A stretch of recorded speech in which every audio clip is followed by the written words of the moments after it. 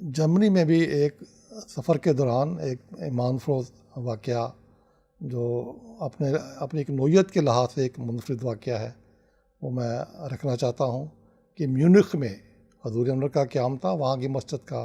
افتتاح تھا۔ تو وہاں سے جب پروگرام کے مطابق فارغ ہو کر تو ایک اور جگہ کے لیے روانہ ہونا تھا، تو حضور نے، وہاں ہمارے ایک ڈاکٹر ہیں عطر زبیر صاحب، حضور نے ان سے فرمایا کہ آپ ایک دوائی حضور کو چاہیے تھی کہ آپ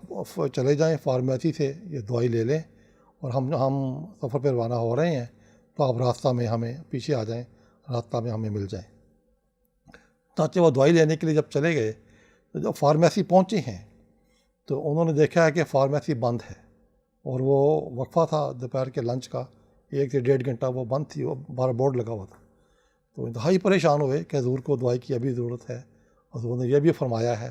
کہ دوائی لیں اور واپس آ جائیں اور آ کے ہمیں مل لیں راستے میں۔ تو اسی پریشانی میں وہ کھڑے تھے،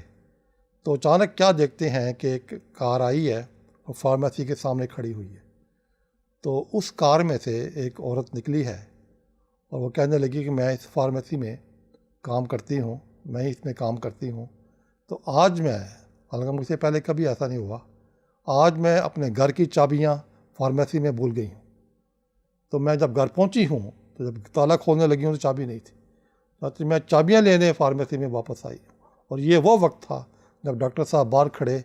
انتظار کر رہے تھے کہ اب کیا کیا جائے، تو یہ وہاں پہنچتی ہے، تو اسی کو فارمیسی کھولتی ہے تو کہتی ہے کہ آپ کو جو دوائی چاہیے مجھے دیں، میں آپ کا بھی دے دیتی ہوں۔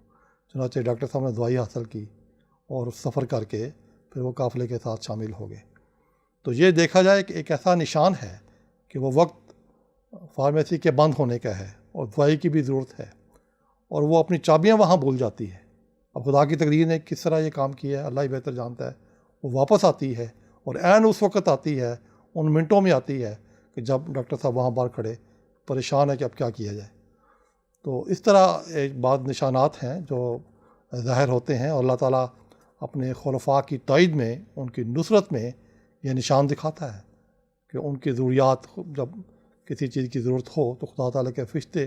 مقرر ہو جاتے ہیں اس ضرورت کو پورا کرنے کے لیے۔ تو یہ ایک ایسا نشان تھا جس کا تمام لوگوں نے بھی وہاں برملا اظہار کیا کہ یہ واقعہ ایک اپنی نوعیت کا ایک منفرد نشان ہے۔